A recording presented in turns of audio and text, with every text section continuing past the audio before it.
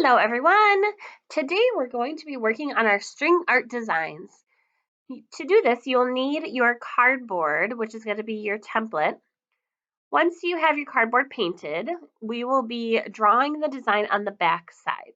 You'll want to figure out which string art design are you going to do. Are you going to do a grid or a star, a circle, square, or any of the other shapes? For this one, I've decided to use the 8-inch square template. So you'll select which template is appropriate for you. And then you're going to center it on the back side of your cardboard. And while you're holding it very still, you're going to transfer the dots onto your board. This is going to tell you where you need to punch the holes in order to create your design. Now you can see I could just use the big square, but I've decided to section it into the 4 smaller squares. I need to add that central axis.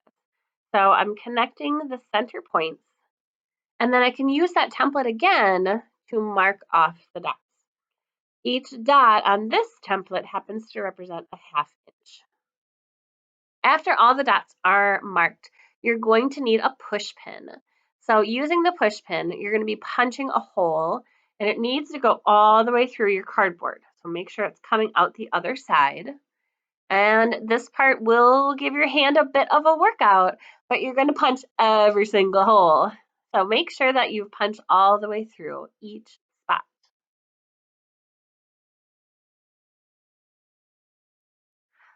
Good job. I know my hand was hurting. Now we're going to grab our string. So for this lesson, we're using embroidery floss. Embroidery floss comes in these hanks, and when those labels are still on, you want to hold it firmly and just gently pull the strand out. You don't really want to remove those pieces of paper. You want to keep it in hank form.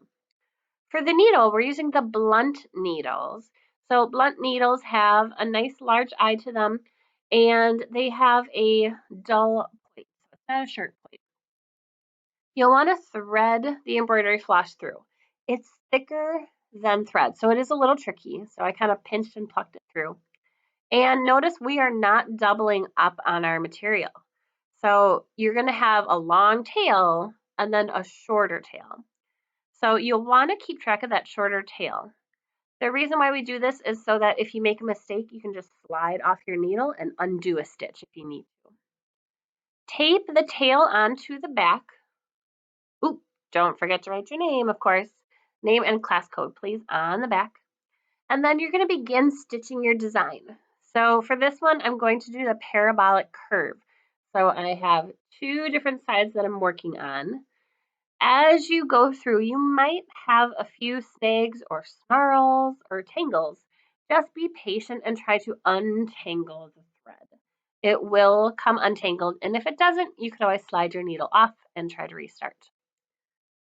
So I'm picking my next hole I need to go down through. Oh, again, I got a little snag here. It happens. It's good just to stay calm, try to pluck it out, and it should come untangled fairly easy. There we go. All right, now I'm going to go right next door to where I need to come out. And now I can make my second line. So I made 1 line.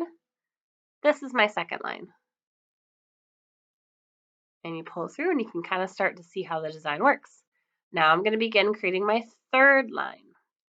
And by going to the dot next to it, I'm not having to waste a lot of string on the back side, which is good. It saves me time from threading my needle. Hey, got 1 parabolic curve done. Awesome. Turn it over, tape it, cut it off. If you happen to run out of thread in the middle of doing one of your curves or one of your designs, you just tape the end and then you're going to rethread. So you might want to switch colors as you go. You can see I'm working in all of these different shades of orange, which I think are going to stand out nicely against my blue and green and white background. And you're just going to continue stringing it. If you get stuck, pull off your needle, restart.